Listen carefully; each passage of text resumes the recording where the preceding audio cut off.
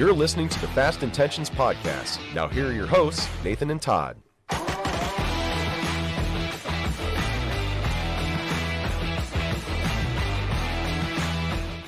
Hello, everybody. Welcome to Fast Intentions, episode number 38. I'm your host, Tres Ocho. I am your host, Nathan. We're a bilingual podcast. I'm your host, Nathan. Third time's the charm. And alongside me is my co-host, the man who loves to interrupt. And he also happens to be my father, and his name is Todd. How you doing, my man? Can I talk now?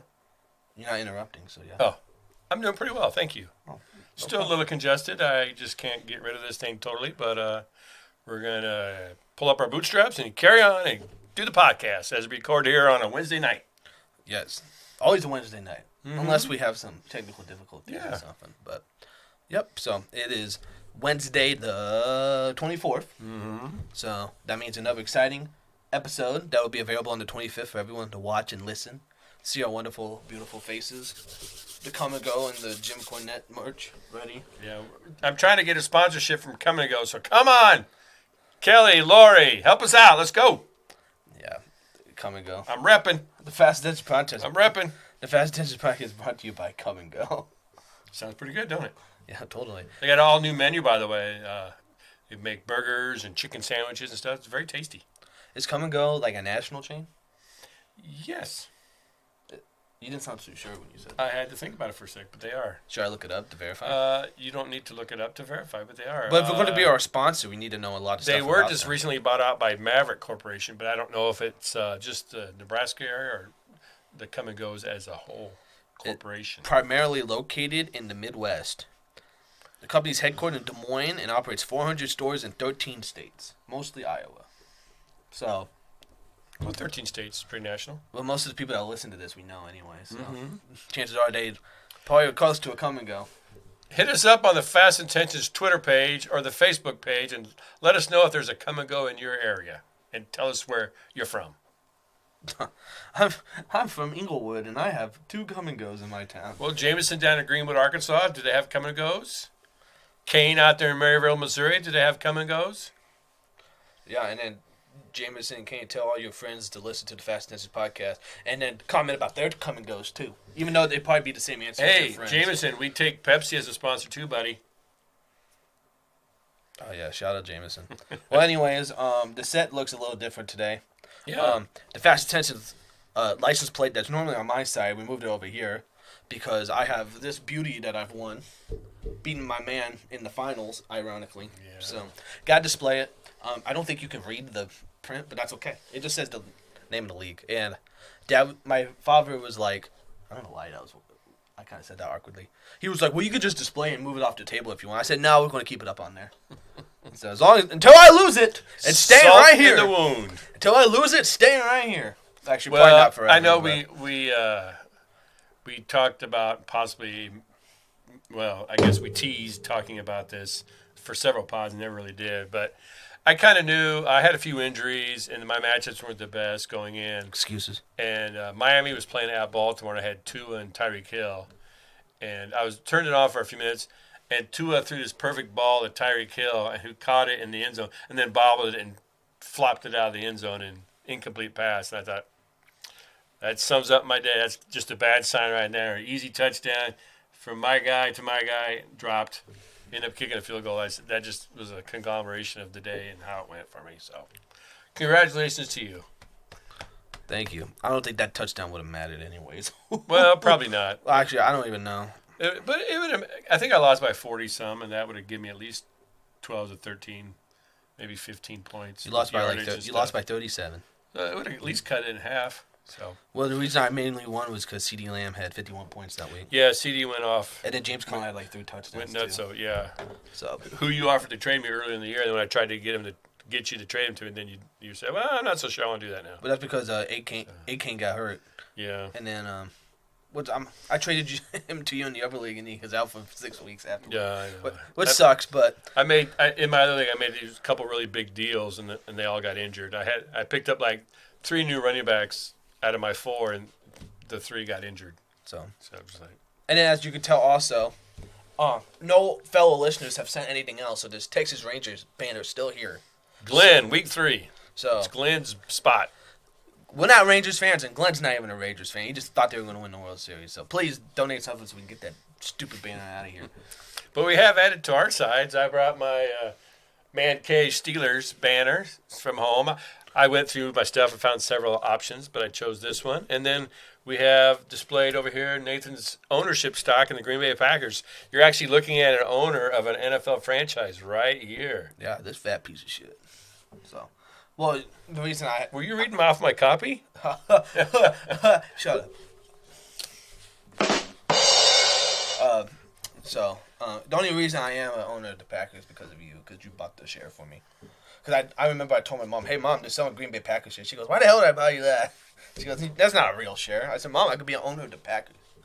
And if you didn't buy it for me, I think I was going to do it myself. Well, you promised to take me to a shareholders meeting one day, right? Yeah, I get 4 tickets every year, and I get my ballot for the Green Bay Packers ownership. So if you want to go to a Packers shareholders meeting, let us know. We got room for 2 more of you. Come on. You better be fucking loyal subscribers, otherwise you ain't going. You can't just subscribe, go, and then quit. And you got to pay for your own stuff. We can't afford to pay for your room. Yeah, you get your and ticket, you got to chip in for gas, and you got to buy your own food. But otherwise, it's a free trip. Yeah, I thought, see how many tickets we get on there. Hey, just before we came on air, breaking news, LA Chargers are hiring Jim Harbaugh as their head coach. What do you think about that, Nathan? It's good. I'm assuming there's some sort of clause in there about his NCAA probe because they said that's what he was asking for. But I mean, always kind of seemed to be a player's coach from what I've known.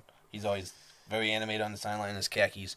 I think we've talked about him like maybe a year or so ago about recruiting. He was always kind of a wacky recruiter, doing a bunch of climbing trees and taking his shirt off and stuff like that. Yeah, he seems like the kind of guy that is a good player's coach. So hopefully, Chargers are still a fairly young team. So.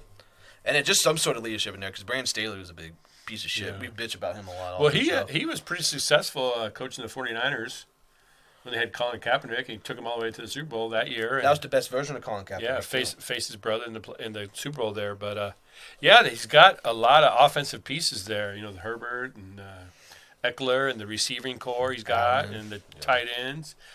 Defense needs to be shored up a little bit.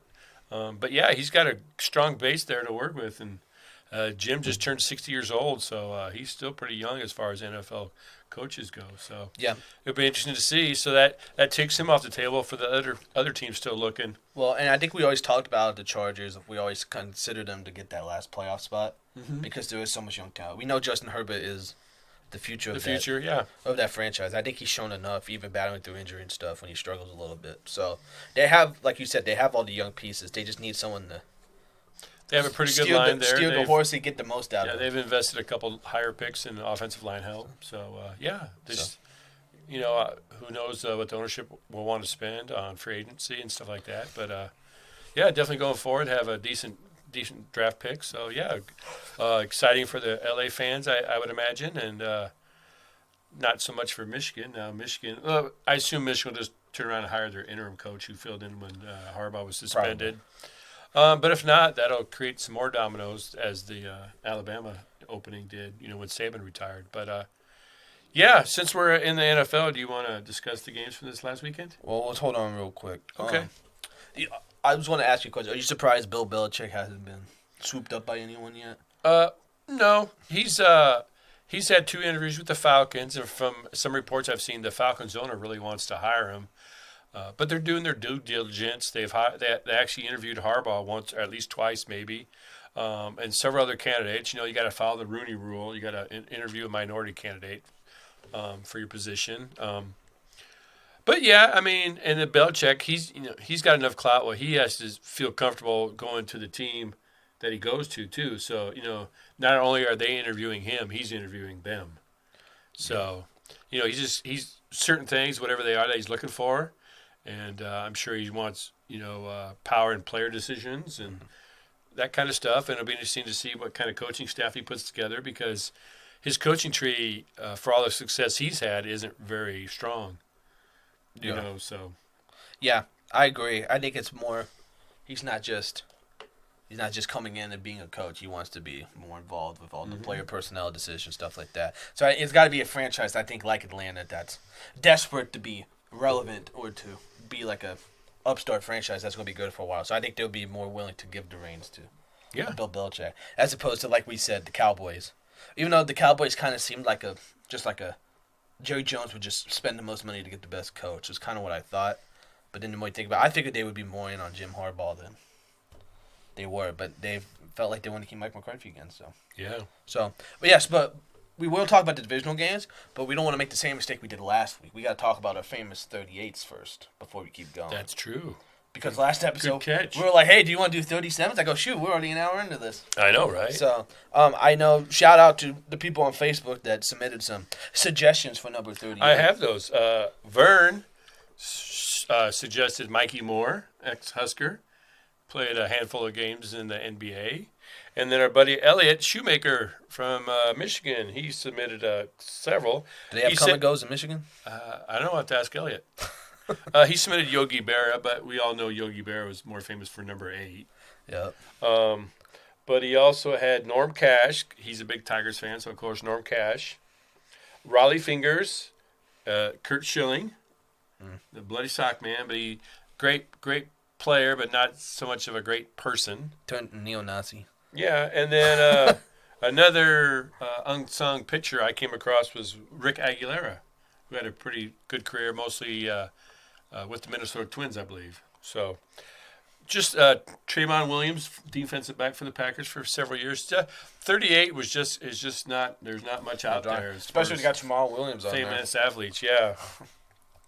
But if everybody listed, I would say definitely Rollie Fingers is probably head and shoulders above, or handlebar above. I would agree, Rollie Fingers. Kurt Schilling, very good pitcher, but yeah, he's kind of a creep. So we're not gonna. Okay. That's coming from the Red Sox fan too. So we want to do it with me.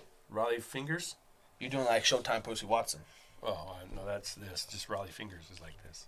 That's Jazz Fingers. So episode 38, Rollie Fingers. Congratulations. We need an applause sounder. Yay! Excuse me. So Still battling that cough. That's about the extent of your WWE knowledge. No. Showtime Percy Ultimate Watson. Warrior, Hulk Hogan, Older. Bruno Sammartino, Yeah, more modern, but yeah, he never did nothing. Ricky Steamboat, The Dragon Steamboat. Junkyard Dog, JYD. Yeah. The Steiner Brothers. I can keep going, but let's talk about the divisional games. And since you like to go in order, let's start with the Ravens and the Texans. All right. Which there's not a whole lot to talk about there, really. Yeah. I saw the second half after I got home from work. I was working that first part of the day, so I was like, "Oh, it's kind of a close game. Let's turn it on." But they didn't really stay close for a while. Yeah. Texans had a big return. Punt return. 90 yards, I think it was, around there, and got it 10-10, and so looked pretty good, but just couldn't get nothing going after that. Strong Ravens defense pretty much shut down everything the Texans wanted to do, and props to C.J. Stroud. Had a great rookie year, but just finally kind of met his match, and Ravens were just on fire, and everything they did was working, and so they moved on to the AFC Championship round. Not much else to say.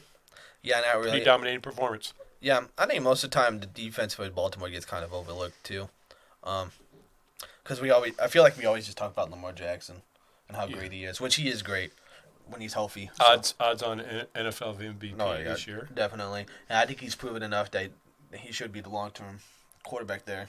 But which is funny because people keep posting how is so many teams so crazy not to want to even try and sign Lamar when he was available for a short time when that whole debacle was going on. He just finally kind of rounded into form the last couple of years. He still had some issues. He wasn't a very polished passer, and that was the thing. Like when the Steelers would play him, their motto was don't let him run, keep him in the pocket, make him throw to beat you. And they had a lot of success against Lamar using that strategy. So.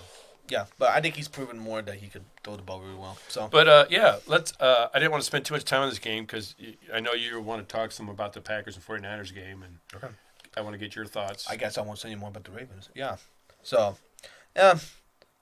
Packers look really strong for most of the game. Yeah, I know. I think the most frustrating thing. I think I texted Steve this because Steve was texting me about the game. If you told me the Packers would have made a divisional round against the number 1 seed when they were the 7th seed and competed and almost had a chance to win the game, I would have been happy. But now that the game's over, it's kind of more aggravating and everything. Because they were the best team, I think, for 3.5 quarters for sure. First few drives, they put together really well, got in the red zone, and they had to kick field. Well, the second one, it was that 4th down that they spotted the ball kind of wrong and got screwed there. But even then, they would kick the field goal. So that's 3 missed opportunities to get 7 points. And then we know the 49ers defense is really good and they can settle down. So, and then with all those weapons on the offensive side of the ball, I was kind of nervous. Like, well, they're not capitalizing. It's leaving the 49ers a chance. And then, unfortunately, Jordan Love kind of, once they scored that touchdown after that big kickoff return, and then they scored again, Jordan Love didn't play the best the rest of the game. He had a ball he missed, Tucker Kraft threw it behind him that tipped off his hands that was picked off. They got an easy field goal. Then they went 3 and out after he missed Aaron Jones.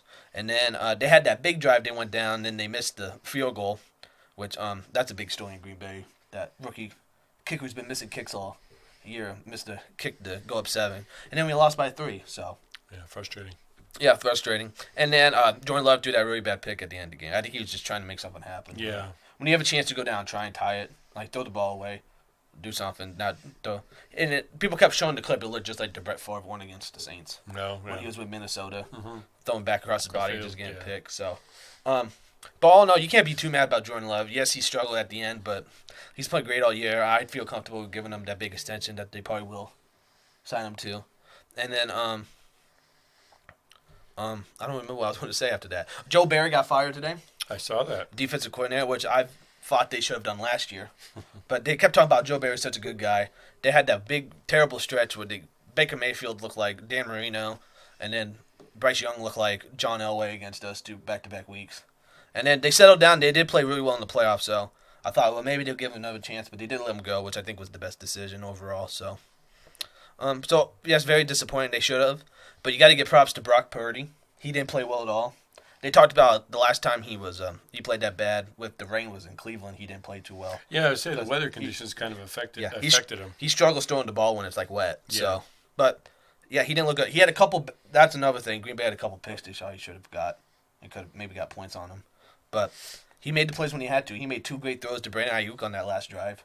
One was a great catch by Ayuk to like get low and grab it while there's a defender draped on him, and he had another one on the sideline. So he did what he had to do. So.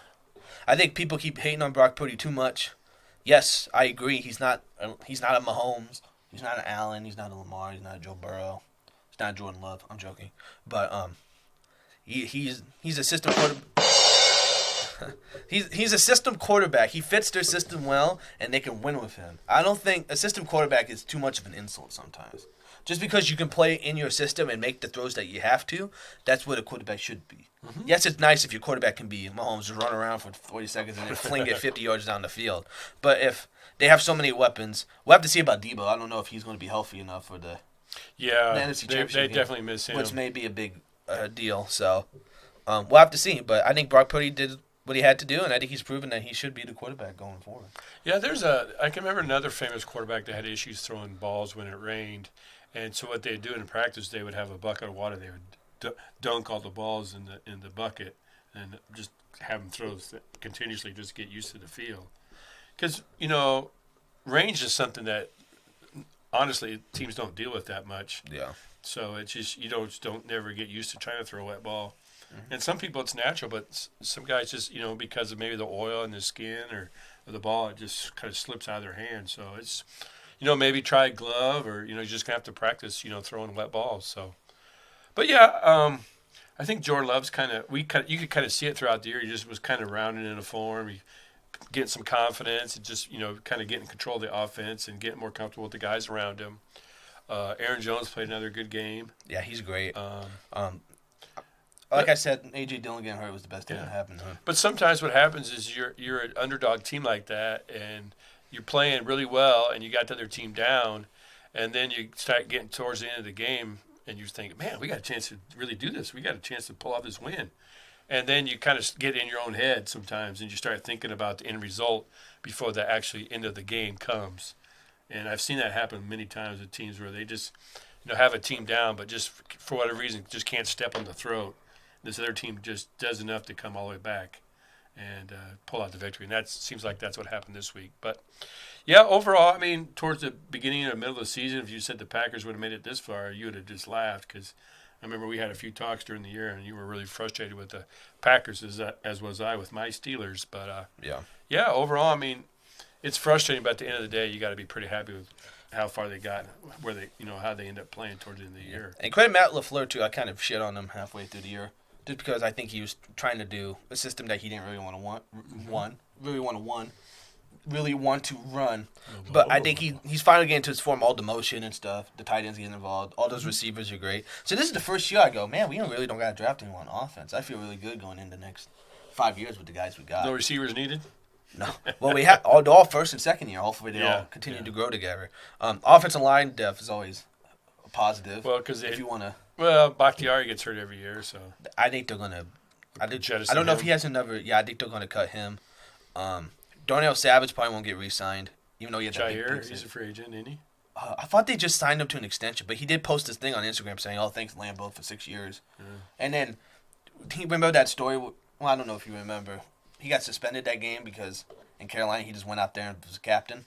Oh, yeah. He just nominated himself captain, then they suspended him for the Vikings game. I think we talked about that on the podcast. So, yeah, people were kind of like, well, maybe the ownership doesn't like him. But then they all say he's such a great guy and stuff. So, who knows what will happen with him. Well, maybe he named himself a free agent.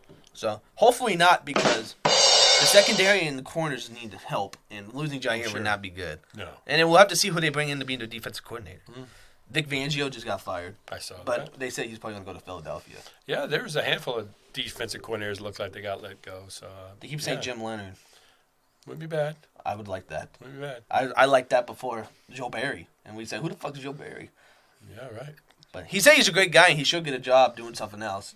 And they said that maybe he could get another job in the organization, just not defensive coordinator. We love you, Joe, but you're not good enough to be a defensive Pete coordinator. Carroll there.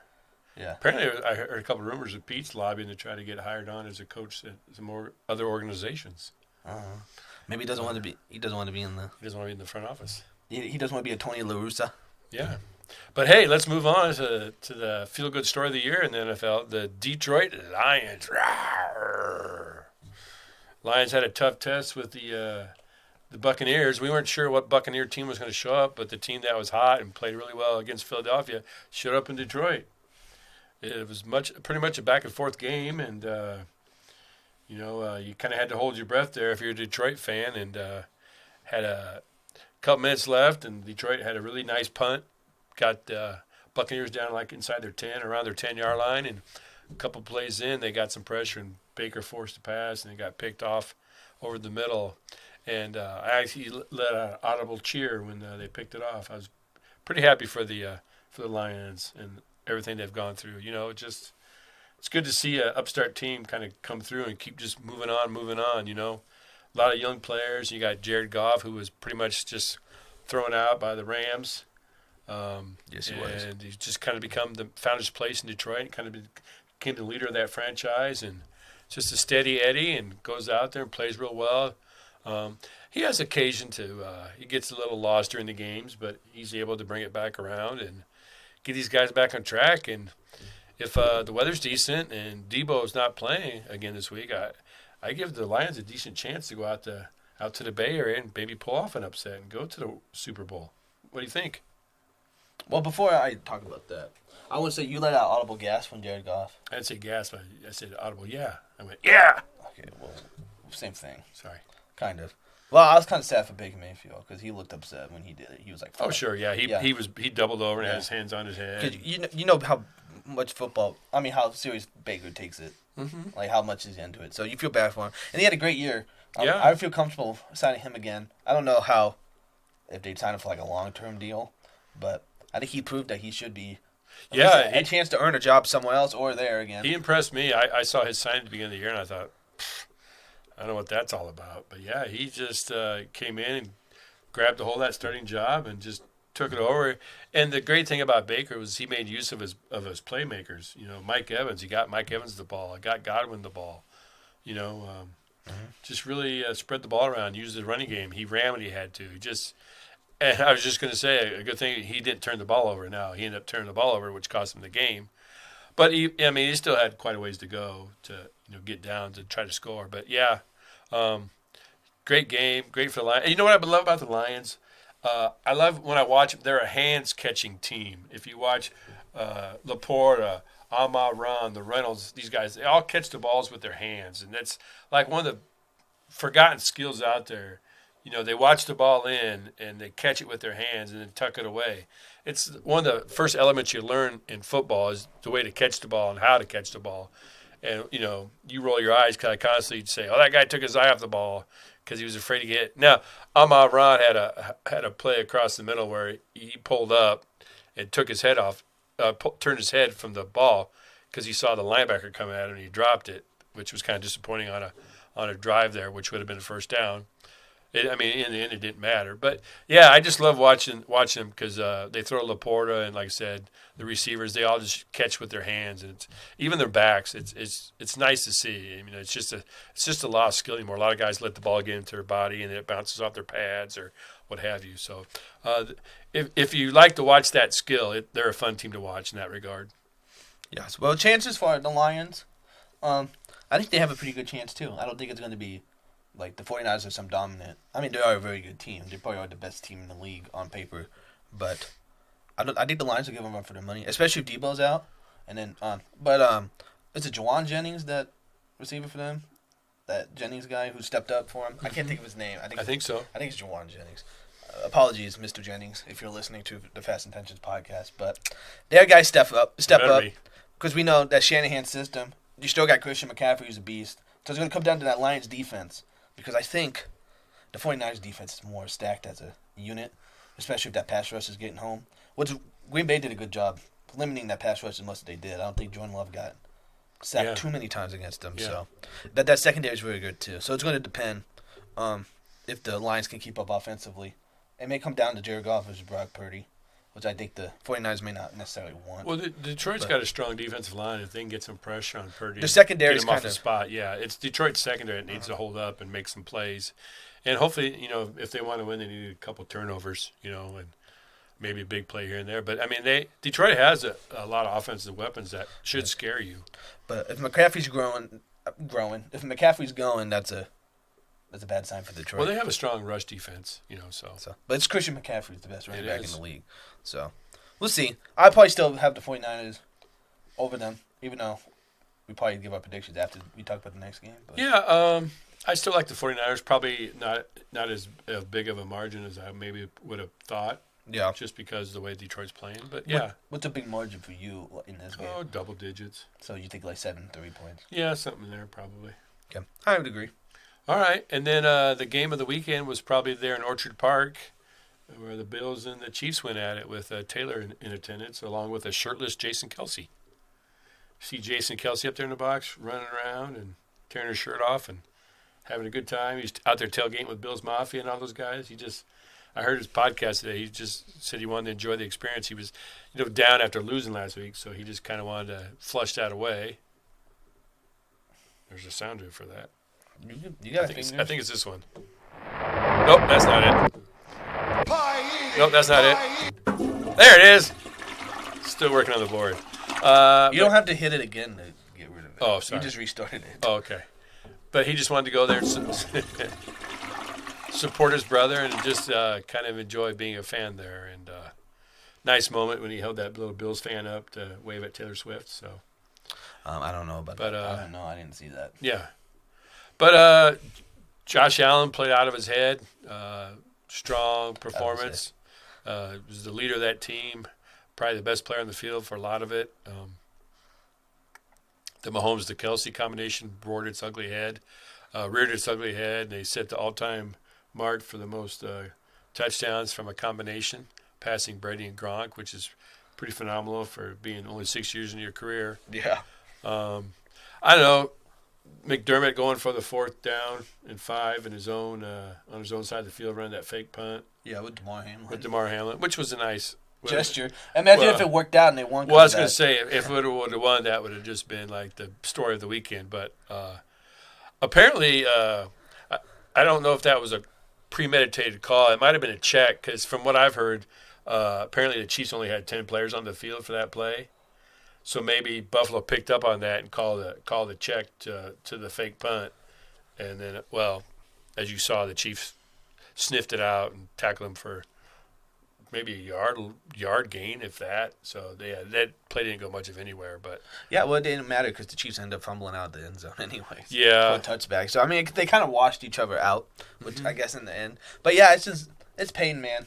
I know you were talking about how I do too much into the playoffs, but for some people. But Josh Allen every year he's balls out every game. He's always in it. He's always playing super well. He just can't win, which is more frustrating than anything. Josh Allen, I think. Especially that divisional game. Was that 2 years ago now? That one where they came back and won? But they just kept going back and forth. Josh Allen's game in the playoffs. Yeah. But it's just unfortunate he gets stupid Patrick Mahomes and Travis Kelce up his butt every year, and they just eliminate him. The Bills, did you see my Facebook post? I had the two arms like holding hands. It says the Packers and the Bills losing to the same team every year in the playoffs. Yeah, I saw That's just what it is. The 49ers, we struggle with them, and the Bills just struggle with Patrick Mahomes. Well, a lot of people struggle with the Chiefs. Well, yes. See, and then I predict them to lose to the Dolphins. But I said if Patrick Mahomes goes crazy, it may just be moot. And guess what? At this point, you just kind of can't bet against Patrick Mahomes. Every year he's made the AFC Championship game. Well, I wouldn't say he went crazy. He's just a leader. He's calm. He doesn't get too rattled, and he always knows what his options are when he's playing. He knows where his outlet is. He knows when to throw the ball away. He knows when to pull it down and run a little bit, or to when to hang in there. He knows he'll step up in the pocket if there's a rush. He's just a heady football player, and just did enough. 3 minutes left. Buffalo's just driving down the field, slow and steady, taking it easy. Get down there, run the ball, first down, pick up a yard. So got 2nd and 9. They're in field goal range. So you're thinking, well, they're going to just keep running because basically you want to just use up as much clock as possible because you don't want to leave any time for Mahomes and the Chiefs. 2nd down, he had a player open in the end zone, and just as he threw it, the tackler kind of got pushed back and he kind of got bumped and ended up coming up short. And then on 3rd and 9, he was kind of scrambling and missed a receiver. Down the field, even though he had like digs on a crossing pattern that looked pretty wide open that he could have gone to. So he ended up settling for a field goal attempt, which of course they missed, and then the Chiefs just ran the clock out. But I kind of had an issue with them. Okay, you need 9 yards. You want to keep the ball moving, keep getting first downs, keep the clock running, keep the Chiefs off the field. So on 2nd and 9. And it was open, I admit it, but why would you throw for the end zone? You need 9 yards. You got 2 downs to do it. Shoot, you've been running pretty effectively all day. If it breaks down, just call a quarterback draw or something, or quit looking for the home run. Just get the first down. Just throw the ball to Diggs across the middle. And he had a really good chance to pick up the 9 yards and get the first down. Or if anything else, he's putting you closer to field goal, in the field goal range. So the field goal is not as long as a kick, and maybe the odds of Bass making it go up. Well, granted, it wasn't that far that he missed. 44 yards. Yeah, so. Well, Green Bay missed a 41, so. Yeah. That was even worse. But I know Travis Kelce was saying that the wind was crazy because it blow and then kind of died down, blow and then kind of died down. So he thinks maybe Bass was trying to factor that in, and then when he kicked it, the wind had kind of died, and then as the kick went, then the wind picked up because you could kind of see it go. It was kind of looked like it was going to make it, and then it just kind of veered off to the right. So like he said, the wind kind of came up at an inopportune time, just blew it wide right. And you almost always assume 90% of the time those kickers are just going to make those kicks because they're so routine anymore. Anything under 50 yards just seems like drop in the bucket, but. You have to feel bad because the microscope's on these guys when they miss that kick, and it determines the fate of their team for the rest of the year. It's just it's heartbreaking, and it's hard to watch. Even though I'm not a Buffalo Bills fan at all, I'm not a Chiefs fan either. But you just hate to see teams win because of somebody else's failure, and I guess in the end, that's basically everything boils down to that. But it's just I just felt bad for the guy, and just hated to see it. Happen, and then it harkens back to the Bills Super Bowl when they lost to the Giants when Scott Norwood kicked it wide right. So You just had to bring up that little egg, didn't you? Yeah. Oh, those poor Bills fans listening. Bill never listens to podcasts, but if he does, he ain't listening anymore. Because you said that. So, Well, Matt Schick's a Bills fan. You think he's listening? No. Oh. No. But, like you said, yes, maybe Mahomes didn't go crazy, but just he steps up when he needs to in the playoffs. Mm-hmm. And although they may have struggled a lot in the regular season, you're not really thinking about that now. But I think the unsung hero is still Isaiah Pacheco. Oh, yeah. Their ability to run the ball now just makes the pass more dangerous. Mm-hmm. You establish the run. It's the most common rule in football. You establish the run, so it opens up the pass game.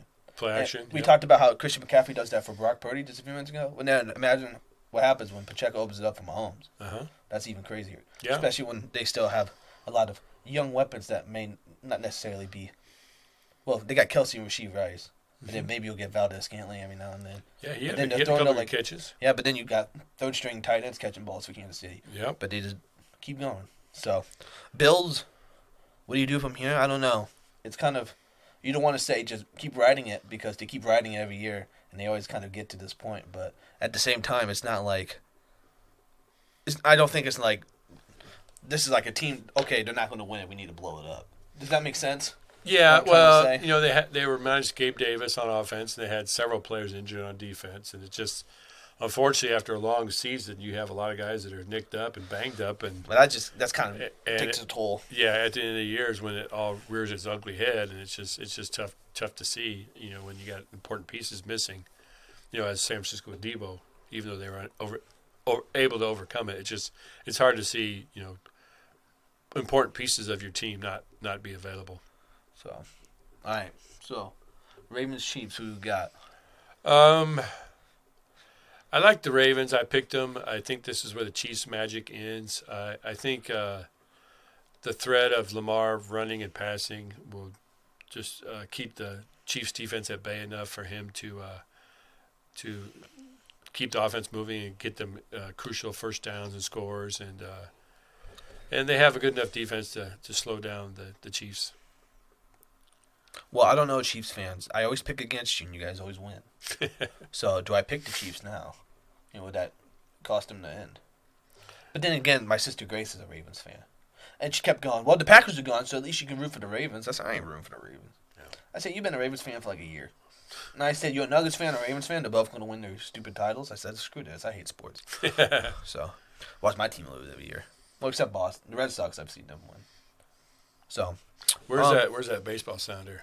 We should play that before you make your pick to build up the suspense. All right, okay. The baseball sounder is on there, though. I'm going to go with the Ravens. Oh. Actually, I'm going to go with the Chiefs. Oh. I am going to go with the Chiefs. Because, that Baltimore defense is very good. Did you turn on us? I just don't want to bet against Patrick Mahomes until they play the 49ers, and I'll bet on the 49ers. Because I still think the 49ers are going to win. Is Taylor going to be there?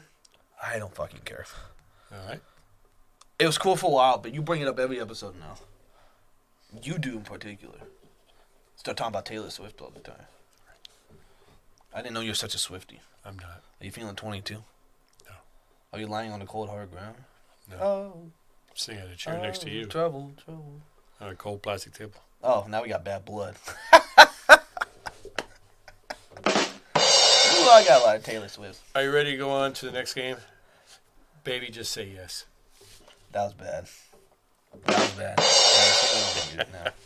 That's the only Swiftie song I know. We need to stop. We need to find a blank space. All right, Detroit Lions traveling to the Bay against the 49ers. Will the Lions find gold in them there hills? No. No? Oh. Well, I think I already kind of said it. I kind of spoiled it already. But I like the 49ers still. I think it will be closer than most people think. Same thing with the Green Bay game. I was closer than most people thought. Mm-hmm. But I still like the 49ers to edge it out. Yeah, I like the 49ers too, but if the Chiefs can slow McCaffrey down and... if who can slow McCaffrey down? The Lions. Sorry. It's okay. You're thinking about your Super Bowl prediction. I know, right? Even though you just picked the Ravens. I know, right? If the Lions can slow McCaffrey down, take two. And like I said, get a couple turnovers, and Goff can play well, and the line can protect him, and Jahmyr Gibbs, pretty dynamic player, make a couple plays or a couple of receivers. Anything can happen. You just never know. It might boil down to one play. But I like the 49ers 31, 25, 26, something kind of crazy like that. Close game to the fourth quarter, but probably the 49ers doing what they need to do. I just envision Goff throwing a bad interception towards the end of the game is kind of what I see. So, but I am rooting for the Lions. Shout out my friend Steve. Our friend Steve. Who doesn't listen? Yeah, it's okay. We still like Steve. We do. And then shout out Cindy at work. She's a Chiefs fan. So I always root for the Chiefs for her, kind of, even though I always bet against them. I know a lot of Chiefs fans, but I don't root for the Chiefs for them. Well, she's nice. I like Cindy. And then my sister Grace is a Ravens fan. And Cindy, I just don't like the 49ers. But Cindy listen? No, I don't think so. Oh, I was going to give Cindy a shout out, but never mind. Yeah, and then no one I know likes the 49ers really. Oh, my friend Mike from California. Pat Stillwagon. Yes, does. My former employee, Pat Stillwagon. I hope you're listening, but I picked the 49ers. I work with Deshaun, who's a big 49er fan. So shout out. But the only Kansas City team I like is the Royals. Okay. And as I was saying, my friend Mike from California is a 49ers fan. So I guess I have a rooting interest in the Shout out, Mike. Alex Gordon's going to blow a bubble for you. Oh, it broke. Dang it. So at least now you guys can see what I have to deal with on the video podcast. So, all right. Well, what are we talking about next, buddy? As you're banging on the metal. Oh, sorry. Can you hear me?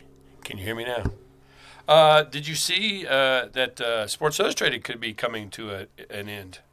Can you feel it now, Mr. Krabs? Sorry, that's kind of what you sounded like you were saying. No, I didn't. But ironically, today, Sports Illustrated's been kind of going crazy in the wrestling world.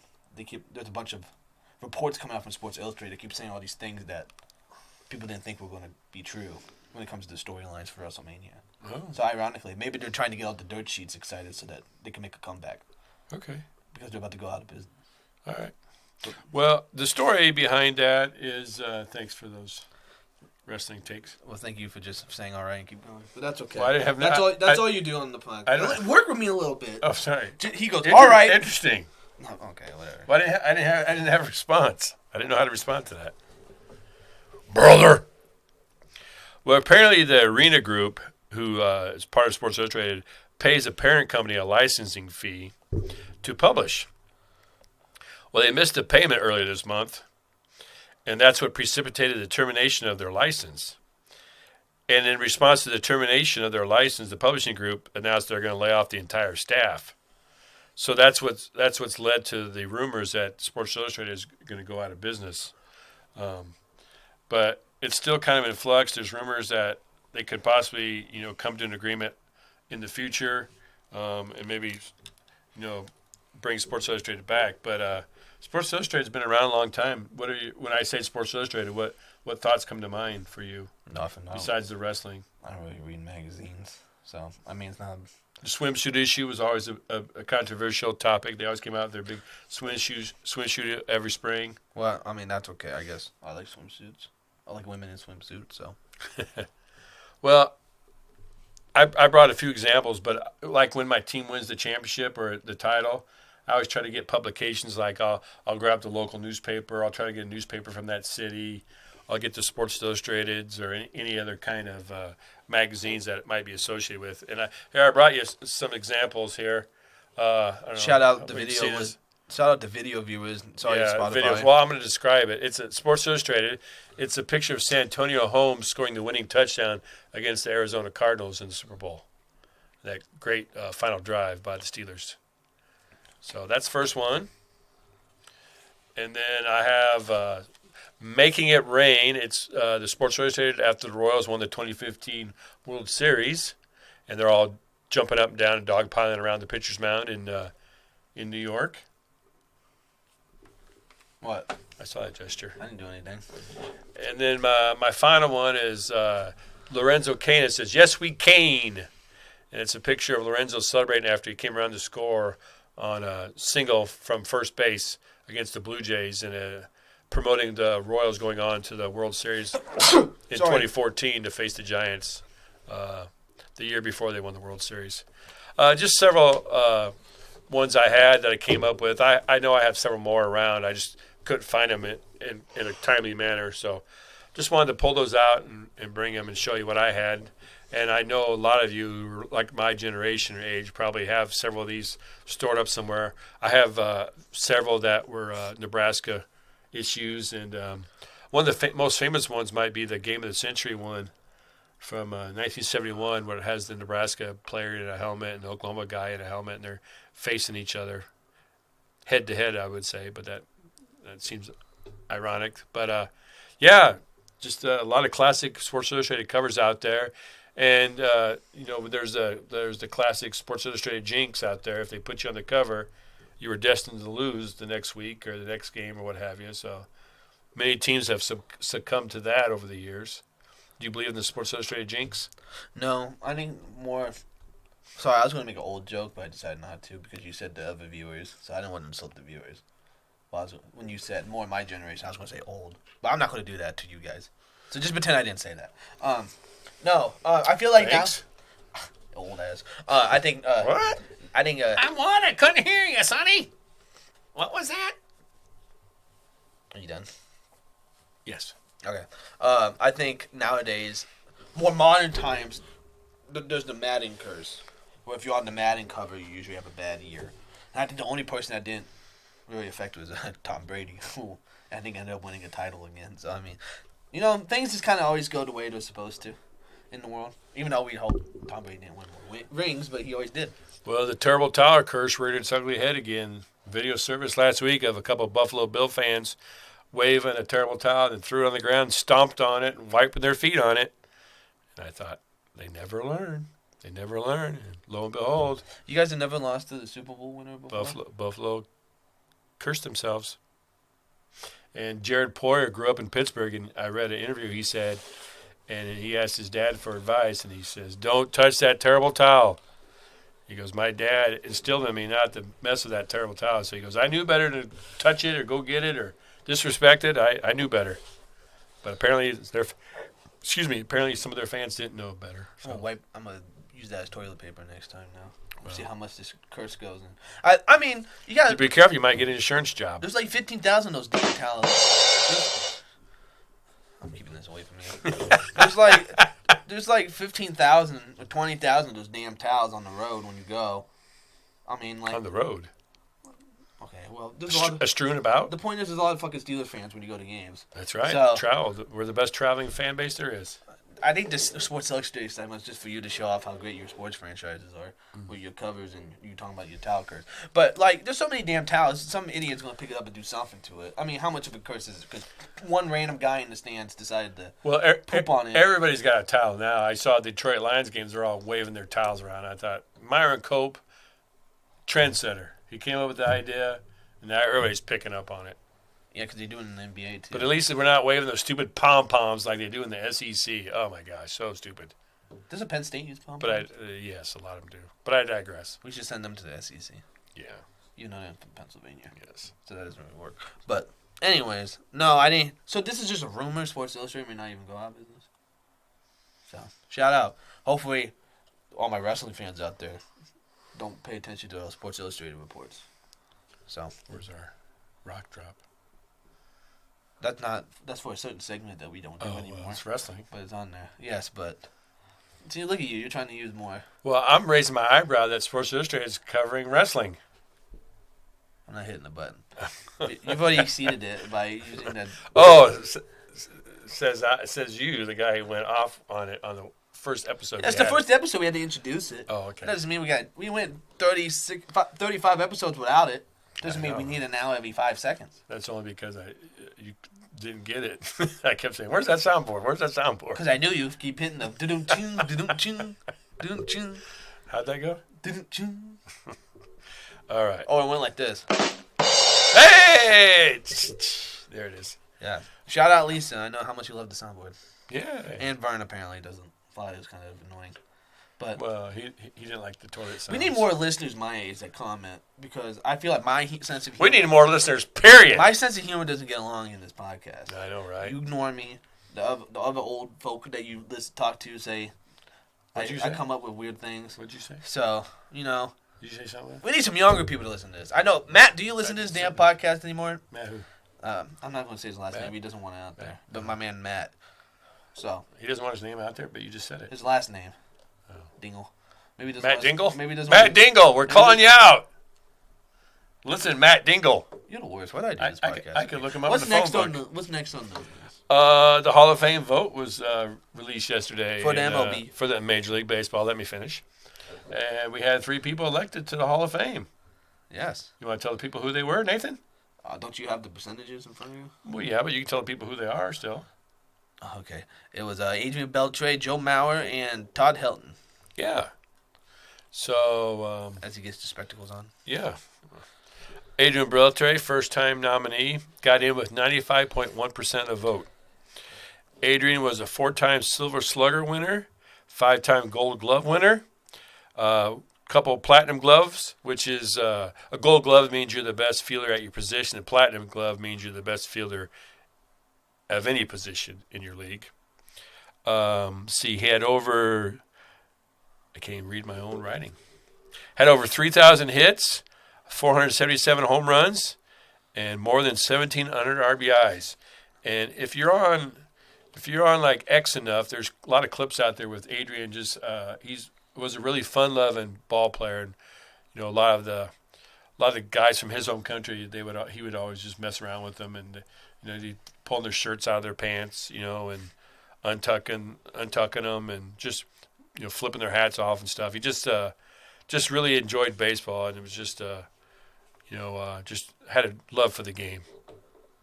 Except when you touched the bald head, he didn't like that. You ever see the clips of his teammates touching his head? Yeah, I've seen a few of those. So, Todd Helton, on his 6th year of eligibility, got in.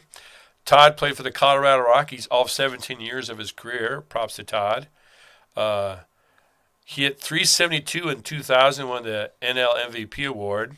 He has 4 Silver Sluggers, 3 Gold Gloves, has a .316 lifetime batting average with 369 home runs and just a little bit over 1,400 RBIs.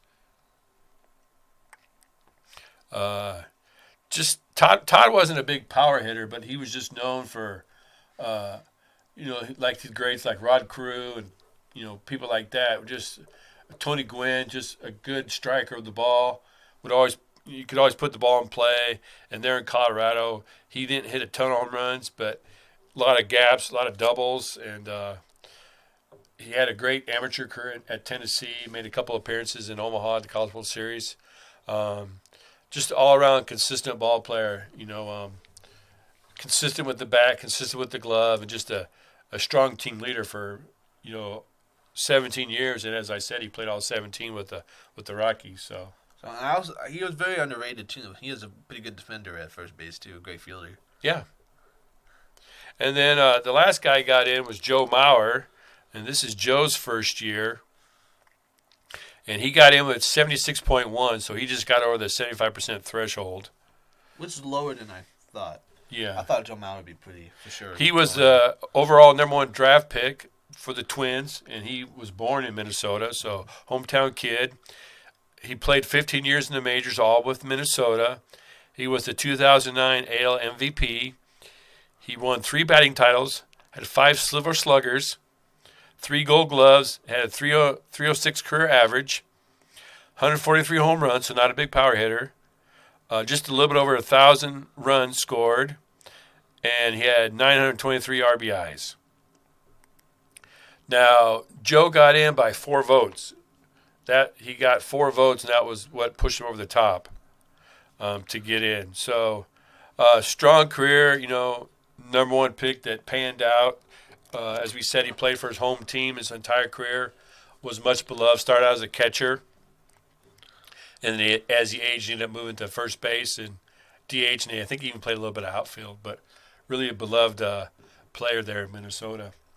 Yeah, definitely not a power hitter, more of a contact guy. Yeah. And then just missed was Billy Wagner. He ended up at 73.8% of the vote in his 9th year, and he came up 5 votes short. He needed 5 more votes to get into the Hall of Fame.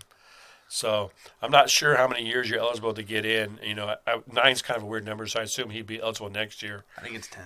And if he's eligible next year, I expect him to get in next year. So, excuse me.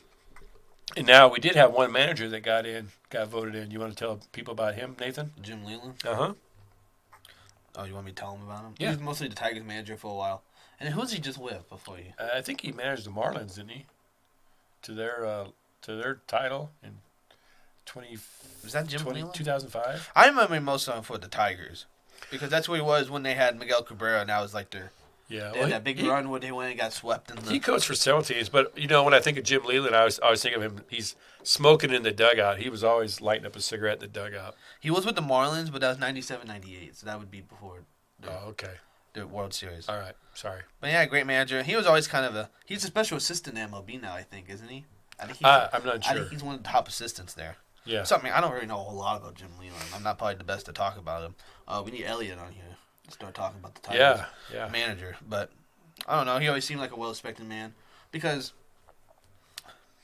I guess I don't really have much of a point I was going to go into. That may be kind of more blabber than anything. Well, he's pretty successful as a manager. I mean, he led the Tigers to numerous division titles and a couple World Series, I believe. And, just had a strong career, really feisty and just one of those guys who would go out and get in the face of the umpires and argue.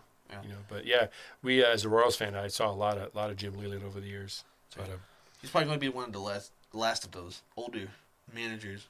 Because I think as we talked about on lots of sports, they kind of tend to shy away from the older guys now, get more of the younger people that more players can relate to. That's why they have the Veterans Committee later on. So, if these guys don't get voted in by these, writers and stuff, the Veterans Committee, they have a shot to get in with those guys. Well, not even in Hall of Fame voting. I meant as managers themselves. Oh, as actual managers of the ball club. Yes. Yeah. We talked about that a little bit last week with Bill Belichick. Sometimes maybe you get to a point where you can't quite relate and your message gets a little bit stale. Yeah. You're either the young, relatable guy or you're the older coach that everyone reveres and looks up to. The grandfather. Yeah, which I think Bill Belichick... Or the godfather. Well, Bill Belichick's kind of... He's kind of like the godfather. He'll be in the hall of, greatest coaches of all time. So I think people would go and listen to Bill Belichick. Yeah. If I don't know, I don't have an example of an old player that maybe people would listen to. An old guy, people would just... That's still active or that doesn't play anymore? I don't really know how to describe it. So in the NBA, if Jeff Van Gundy decided to just be a coach. People are yes, we know who Jeff Van Gundy is. He's old. He probably knows a lot. But what do I relate to about Jeff Van Gundy? It's not like Greg Popovich's about to be a coach. Oh man, Greg Popovich or Phil Jackson. People would be okay, those are revered guys.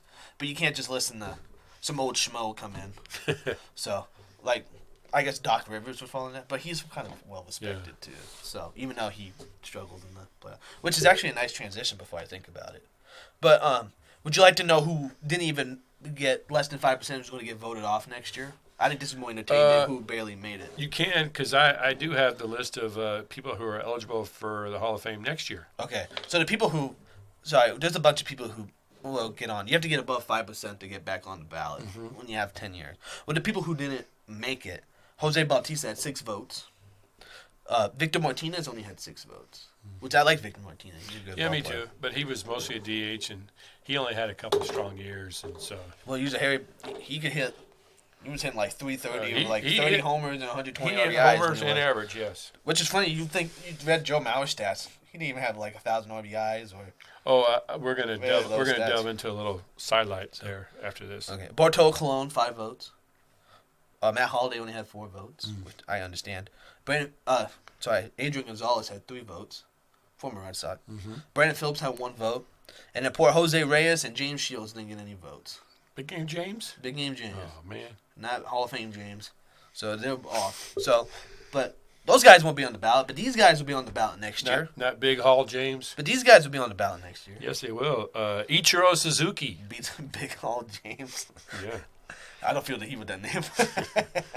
Big Chuck Smith. Big Chuck Smith is not eligible for Hall of Fame. Okay, so who's the first one? Ichiro Suzuki. We'll make it. First ballot. CC Sabathia. Sabathia? Sabathia. I don't think it's Sabathia. Curtis Granderson. King Felix Hernandez. I think he'll get in. I don't know if he'll be a first year though, because he kind of had a big decline. But I guess at his peak he was a beast. We'll see. So Ian Kinsler. I don't think Ian Kinsler would make it. Dustin Pedroia. I think Dustin Pedroia won't make it. I mean, he had great 3 years, and then he was always kind of hurt, and he didn't really have the stats. I don't think he'd make it. Hanley Ramirez. I don't know about Hanley. Troy Tulowitzki. I mean, like, was their prime? He wasn't like the most dominant player. He was just very good with the Rockies for a while. Ben Zobrist. I don't think Ben Zobrist won the World Series with the Royals, and the next year was with the Cubs and won the Cubs. World Series again. I don't think he'd make it either. Milky Cabrera. I don't think Melky Cabrera will make it. Adam Jones. Adam Jones is a good player. I don't think he'd make it either, though. And Russell Martin, But I like Russell Martin. the catcher. He was always a good defensive guy. Oh, hey, why'd you trash that? We could have talked about him a little bit more. Oh, go ahead. Fuck, I don't remember all of them. Oh. Well, Ichiro is going to be a first ballot with Yep. Green. CC Sabathia, I feel like he may be. I think he'll get in. I don't know if he'll be a first ballot. year. I think he would be later. Curtis Granderson. I don't think so. Curtis Granderson was a very good. I think he was very underrated for a while. He had a couple 40 home run seasons. Like Curtis Granderson could hit the ball like that, and he was very fast. So he was like he could have been a 30-30 guy in his peak. So, but I don't think he'd make it. King Felix, I agree. I don't know if it'd be first year, but I think he could get in later. But then, I know people complain like Barry Bonds never got in, but I feel like he could be one of those like committee guys that they just kind of toss in there later. Because I don't know exactly how that not disciplinary committee, but like players committee votes people in. Well, you said something about Jose Bautista. I think there was some rumors of him maybe having some steroid issues too. Well, even then, he had at his peak was like 2 years. He had like 50 homers. Yeah. And then he had that great bat flip. Otherwise, that was about all he did. So I want to talk a little bit more about Joe Mauer's induction. Apparently, it's opened another can of worms that's been going on for several years, and it's Don Mattingly's campaign to get into the Hall of Fame, and so far I've been unable to get the votes to get in. Now I have a page here that has their stats, compared side by side. I won't go through it all with you right now, but I'll post it on the Facebook page, and Nathan will put up on the Fast Intentions Twitter page at F Intentions Pod. And I'll let you look at the numbers, and you can compare them yourself. But pretty much every statistical category that they list, Don outperforms Joe Mauer. So I'll put it up there. I'll let you look at it. You decide what you think, if Donnie Baseball is deserving of a Hall of Fame induction or not. I want to look at these numbers. So. But yeah, many fans. I mean, they're in the halls for all different sports. There's always a handful of guys that people think deserve to be in, and for whatever reason, are just don't get enough votes, or just come up a little bit short, or what have you, and just never actually get in the Hall of Fame, even though people might lobby for them years on end after the fact. And it's always sad to me to see these guys getting posthumously after they've passed away. It makes the families proud, and it gives them some peace of mind and comfort. But if the guy is good enough to go in after he died, why wasn't he good enough to go in when he was still alive, where he could enjoy the moment himself? That's just it's just a sad part of the whole process, is that some guys just don't get the people that represent him. And you have to, in this process works, you have to be brought up, and somebody has to advocate for you, and expound on your virtues and your reasons why you need to be in Hall of Fame. And so you need to have a good advocate. So if you have somebody who's not quite the strong enough speaker for you, or is not able to maybe defend you when people question certain things about your career, that could take a toll on your possible candidacy too. So, but we'll post this, and I'll let you guys decide what you think about it. So they have advocates for the Hall of Fame. Well, you're nominated. People argue, like sports writers or people, what have you. I mean, I've heard Peter Gammons talk many times over the years about how he would argue for a certain person to be in the hall, or because of this or that or whatever. So, they're brought up, and then the people speak about them, and then they're voted on. So, well, I think that can also be like more of a. I think when a Hall of Fame first comes out, they keep it more closed about who they want to get in it, as opposed to I think now it's kind of just, if you're a good player, you're going to probably get in. But, I mean, even then, those stats were they weren't that daunting, to be honest. Yeah. Some was a few. Don Mattingly had 3 more OPS points than Joe Mauer did. At the end of the day, it doesn't really. I think he could get in later. I don't know. There's always big There's always controversies online. Well, Are they all valid? No. I feel like I'm getting old because guys that I actually watch play baseball are going into the Hall of Fame now. So it's Shoot, players I watch are going in now. Yeah, I remember it's super watching Adrian dynamic. Belichick. He was a Red Sox. I did want to shout out our buddy Glenn. He reached out to me and asked me what I thought about the Hall of Fame votes, and I said I thought the guys that got in were mostly deserving. And he reached back out to me this afternoon, and he sent photos. He's got autographs from all three of these gentlemen on baseball cards, so he sent me photos of these cards, and he allowed me permission to use them. So we'll also post those on our media on the X page and on Facebook there, and you can see their actual autographs on baseball cards. So shout out to Glenn there for coming through for us there in the baseball realm. So did you have anything else you wanted to talk about? Oh, yeah, there's some NBA news I wanted to talk Okay, about. let's go ahead. Did you have anything else before? I I wish we had an NBA sounder. But basketball, give me the basketball because I want to dunk it. That was a Saturday Night Live skit where the guy came up with words to the NBA theme song. So, but You're really on one tonight, aren't you? I am. It must be the meds I'm taking. No. You're taking meds? Just Sudafed, stuff like that. Try to clear up my esophageal region. Okay. Sorry. The methamphetamine is getting on me tonight. Sorry to use medical terms, but we need a doctor to define it. That's a segue. I get what you're trying to do. I wish the soundboard was over here so I could. I'm not letting you do it anymore. There we go. Okay. Well, did you see the Milwaukee Bucks coach got fired, Adrian Griffin? I did not see it, but I read it. Okay. Well, did you know he was in his first year? I did not know that. He's his first year, and there's been 43 games, and they already decided Kicked him to the curb. kicked him to the curb. So Take your $43 and go home. So I know some people kind of talk about it as being surprising. I have not watched every single Bucks game. I've not watched all 42. What's their record? They're 30-13. That's not bad. Exactly. So that's kind of a big question mark. Well, they just hired this man, and I know at the beginning of the year, Do the players not like him? I think that's probably the reason why. Do Giannis Antetokounmpo not like? Well, to be honest, it kind of shocked me that they would fire him because I didn't really hear a whole lot about people complaining about him. So I did watch a couple of videos, and I know someone said Giannis was a big advocate for signing him in the first place, hoping that he would kind of help them lead them in the right direction. Well, the only things I kind of really saw that could have that some people said, because like I said, I didn't watch every single game, so I don't really know. I can't be like, yeah, Adrian Griffin during this quarter of time he should put this player instead of this guy or this rotations, blah blah blah. Because people can get really specific about their own teams, but talking about other people, it's not the same.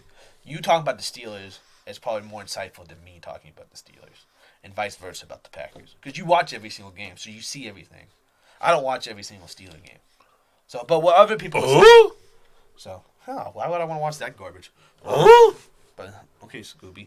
God, you need to stop. At the beginning of the year, they had Terry Stotts was a former coach for the Portland Trailblazers. Don't know him. I know you don't, because you don't know anything about basketball. Oh, that's true. But he was like his lead assistant. Okay. And before the beginning of the year, he randomly kind of stepped back and left the team, which was Did a step back? All right. Well, they hired Doc Rivers. Eventually, is what happened. They got rid of Adrian Griffin because hence my lead in. Because I don't want to keep I don't want to keep listening to your jokes every time I say a sentence. So eventually, they fired this guy that they felt maybe wasn't the biggest. They're trying to win a championship, and I don't think they want to waste Giannis's prime. And if they feel that some players are disagreeing with his strategies, the coaches don't get along with him, they want to bring in a guy that they feel like will not waste a year of Giannis and Damian Lillard because they have both of them. And they think 30-13 is a good record, but people complain about their defense hasn't been that good. Dame's complaining about his rotations, like his minutes, like he feels like he should do these things, and then the coach kind of agrees. And then that whole thing with Terry Stotts just randomly leaving because people report maybe there was like some conflict between them. Like he said, we should do this, and he's like, no, I want to run my system this way and that way. But it's all kind of speculation. We don't know anything. Is Doc more of a player's coach? Is that what you think is going on? I would assume so, because he was with the Clippers forever. Yeah. He got a lot of good, like with those Lob City Clippers. He was kind of a big force about them playing really well. He won that championship with Boston, And I think with Paul Pierce, Kevin Garnett, Ray Allen, they kind of had that big brotherhood thing they talk about with Rondo. He's coached several teams, hasn't he? He's been around. And then he was with Philadelphia with Embiid and James Harden. Philadelphia freedom. So I think he's known to work with stars, and he could be a good regular season coach. Like, the teams are always successful. The playoffs is kind of the big thing because he won that playoffs. He won that one title with Boston in 2008. But then otherwise, he's blown the most 3-1 leads in NBA history, which is not a good lead to be. Well, maybe he kind of gets blamed for. Maybe at the end of the regular season, the Milwaukee Bucks will fire him and bring in another coach to do the playoffs. We'll see, but maybe. But if you're going to fire a coach mid-season, okay, but why not wait till the All-Star break? Or do they think that's too late, or somebody else might scoop up Doc? I mean, was Doc the guy they wanted? Well, Doc's been doing ESPN broadcasts. He hasn't been doing anything. Yeah, but he's with Doris Burke and Mike Breen. He could still be hired by any team. But I don't think there's no team fired. They don't have. There's no jobs available because they're all in the middle of the season. You don't think anybody else is in the hot seat right now for the NBA? Not enough to fire him right now. Okay. I would say to just scoop up Doc Rivers halfway during the season. Well, you are the NBA correspondent here at Fast Intentions. So it's really weird because they've been successful. People complain that they could have been more successful. Because I saw some Bucks fans were complaining like, well, a lot of them were close games that we barely won anyways. We should be beating teams by more because we're the Milwaukee Bucks and we have all this talent. So, and the defense thing. So we'll see. I think it just kind of boils down to they signed him, but they don't feel he's their best coach to win a championship. So instead of just keeping him for a few years to get him comfortable, they want to bring in someone that they can plug in right away. But Doc, like we said, Doc Rivers has proved to be a good regular season coach. But you have to play the same team 7 times and kind of keep adjusting and doing stuff. Maybe Doc Rivers is not the best coach for that, which people kind of thought. Well, do the Milwaukee Bucks and their fans have an elevated view of their team that maybe they shouldn't? Because the year they won the title was the COVID year, was the shortened season. And we talked about that back then, that I argued that really wasn't a championship because they didn't play a full season. And so did they get an inflated view of their team and their organization because they won a title in a shortened season? That really wasn't a true test. Well, how much shortened was it? Wasn't like 10 games? It was like 72 games. It was like half the season, wasn't it? It wasn't half the season. I thought it was only like 45 games or 50 games. No, you're thinking like baseball was like 60 games. No, I know it was. I'm talking NBA. It wasn't that short. But they did have a lot of injuries. But you still have Giannis and you still have Dame Lillard, and their team's still very competitive. They've been the 1 seed for years. They played Boston very tough 7 games. Last year was kind of an anomaly. They got swept by. Well, they didn't get swept. They lost in 5 games to the 8 seed Miami. Well, and they have the Garters with Boston now. So, yeah, Drew Holiday. Yeah. So. I mean, they're still a really good team. You can make the argument, well, if Kevin Durant made that shot, or if this team was helped, if Doc Rivers, 76ers didn't get upset by the Hawks in the second round, that maybe they would have. Is Giannis' brother still on the team? Yes, and people also did say maybe they keep making memes like the coach wanted Thanasis to get off the team, and so they fired him because he's kind of a joke on the internet that he's like the worst NBA player ever, but he's just there because he's Giannis' brother. Just cheer, and he's always on the sidelines. He's always like hyping him up and doing all this stupid shit. And so like, sit down, you don't do anything. And then he had some garbage time minutes, and he played like 7 minutes. He had 4 fouls. He's out there fouling people, doing nothing. So it's interesting. So we'll see how it goes. Yeah. I do like Doc Rivers. He always has that Boston tie, but we'll have to see if they win stuff. I don't think they're beating Boston. Yeah. Well, of course I'll say that because I'm a Celtics fan. But so that's all I kind of had. Okay. So I don't have any nuggets though. I have a couple. I know you had one you wanted to talk about. Will it be a nugget form, or do you want to just talk about it now before it expands on it a little bit? No, let's just do the nugget section. All right, let's climb into the capsule there, co-pilot. All aboard. Thank you very much. Did you see this? Women's basketball. We're going to discuss women's basketball here. Shout out to Emma. Ohio State Buckeyes knocked off the Iowa Hawkeyes. And they stormed the court because Iowa's ranked number 4 in the country. And as they're storming the court, a fan comes on and bumps into Caitlin Clark. And Caitlin Clark ends up spinning the opposite way of the way she was hit and going to all fours on the floor. And she I don't want to say she laid there, but she was down on all fours there for a little while until the medics came out and the police kind of surrounded her and made sure nobody else got onto her or came upon her. And then they got her up and helped her off the court. And then they interviewed her after the game and was like, well, the Ohio State AD reached out to me and apologized, and and she's like, I understand that fans are excited and want to storm the court. They know that's the excitement of the game. And I'm paraphrasing her quotes here. But, you got to take the players' safety into account, blah, blah, blah, blah, blah. And I do agree that court storming can be dangerous if there's not security there and they don't direct them around or, try to protect. They usually guard the team and try to get the team off the court or the opposite team off the court. But if you look at the replay of the alleged incident, I will say Caitlin Clark very much embellished what happened because the fan hit her and then she spun around. She put her arms there, spun around the opposite way, fell to her knees, and then put her hands on all fours to make it look like she was had the wind knocked out of her. And she kind of even doubled down about it on her press conference. But you said you saw the replay of it. What did you think when you saw it? I don't know. Hold on. So you say you think Caitlin Clark sold it? Yeah, she embellished it. I mean, she did bump into the lady, and I actually think she saw the lady coming and kind of made sure she bumped into her fairly forcefully, trying to prove show a point or make a point that you shouldn't be storming the court. And then after the fact, then she said, the lady hit her in the left shoulder as she was going past her towards her left as she was going to go to her right. Well, the way she spun was reverse backwards towards her left shoulder and around, and then fell to the ground and like I said went down all fours. And just the dynamics of the way she was hit would not cause her to be hit like that and react that way.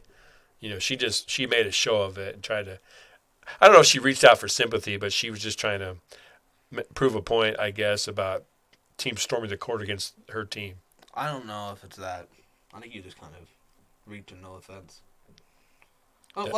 So she's running off the court when they're storming. She's like, I have a plan. I'm going to run into this girl that's running by at the same time so I can embellish this so that I can make a point about Well, I didn't say she had a plan, but she just... kind of what it sounds like. I feel like in the spur of the moment, you just react a certain way to things. I don't know. I just think she accidentally ran to a fan, and it was a big deal because it's Caitlin Clark. So I don't think it's that. Make sure you turn your volume down before you do. Otherwise, you're going to blast very loud in the microphones. Yeah, I know. So I think it's probably just a bunch of hoopla. To be honest, I feel like everyone out there wants to say there's always some sort of conspiracy theory about everything. There can't be a conspiracy theory about everything. That's just people being stupid. You got your tinfoil hat on. Do I? Yes. Well, I guess so. But I saw some women correspondents talking about it on online, and of course they're saying, well, it's Caitlin. She's got to be protected. She's the face of the game, and we got to make sure the fans aren't able to storm the court. We got to take the safety of the players into consideration. Blah blah blah blah blah blah. And the whole time I'm listening, I'm just watching. I said, she just embellished that play. I mean, it wasn't nearly as bad as people are making it out to be. And like I said, I agree that player safety needs to be paramount, but it just it was a much to do about nothing. And I said, and I saw many people retweeting the different angles because they had more than one angle. They had above and from the side and behind and overhead, and they were all pretty much saying the same thing, that Caitlin Clark make this into more than what it was, and I definitely agree she did. But I disagree. I think I didn't watch that and think that there was some sort of embellishment or play. I think she just ran, and you're making it sound like the quarterbacks that get hit and they're asking for a flag. Caitlin Clark was up asking for a flag after she got hit by the Ohio State fan. I think it was probably hard, and I don't know. Sometimes you just get hit and you react a certain way.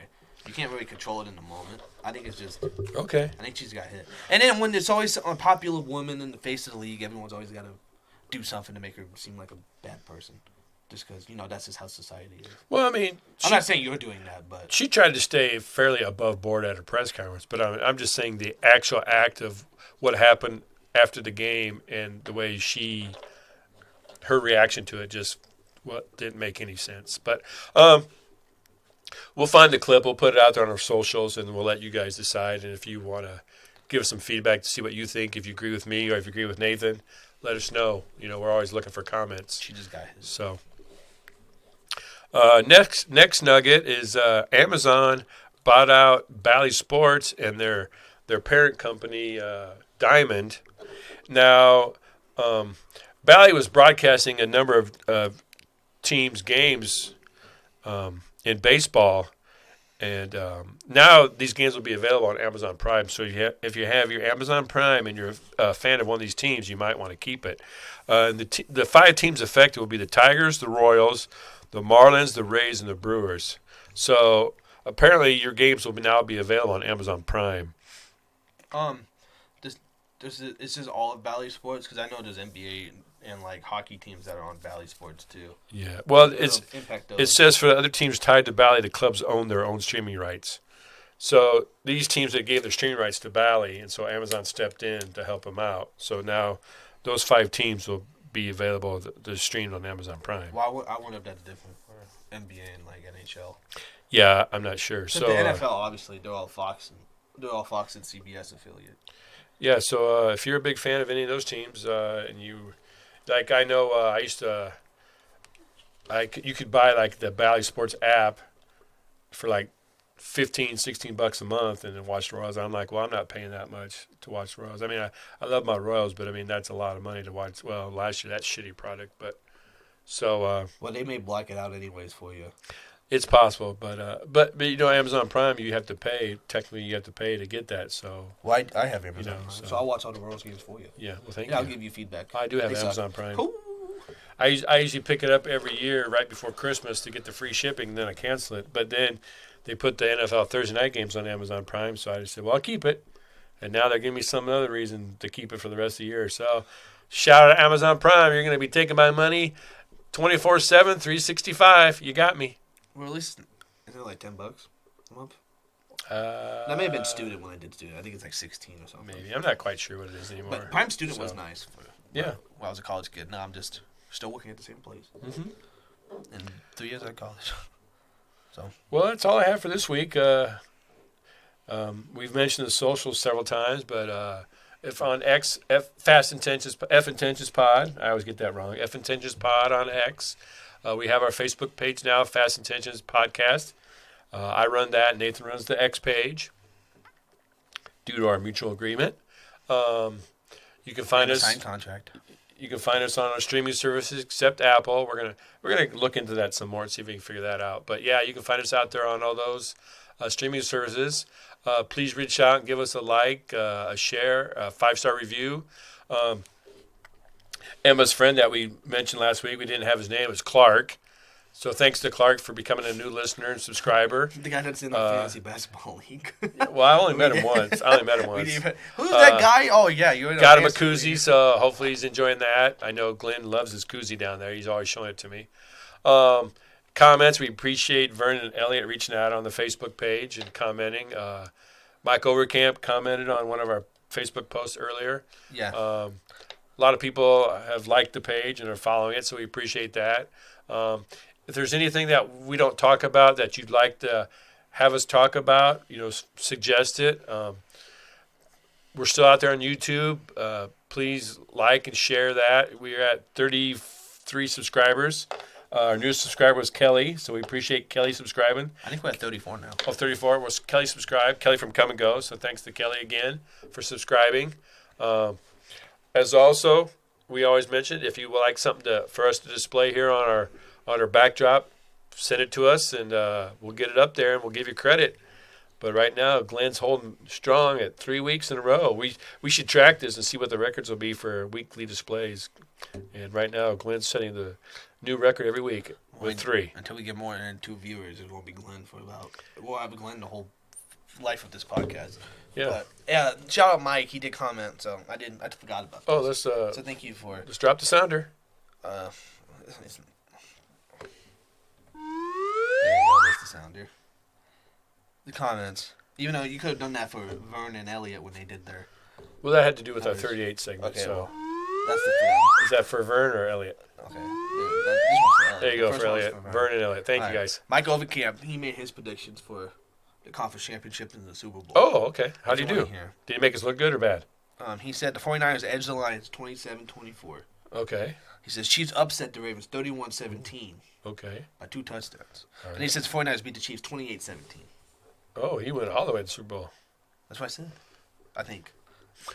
I don't know if I did or not. All right. Well, we'll have to keep an eye on that and see how Mike does. So I had Chiefs, 49ers. I have 49ers over the Chiefs. You have 49ers, Ravens. And I had the 49ers. Okay, and then Mike has Chiefs. same thing I do. Oh, okay. Hey, yeah, if you want to send us your Super Bowl predictions, your playoff predictions, feel free to do that also. Yeah. You can't be as bad as or as worse. Oh, I did want to say one last note. The professional volleyball starts tonight. The Omaha Supernovas start their inaugural season tonight. The ladies are playing the Atlanta Vibe, is it?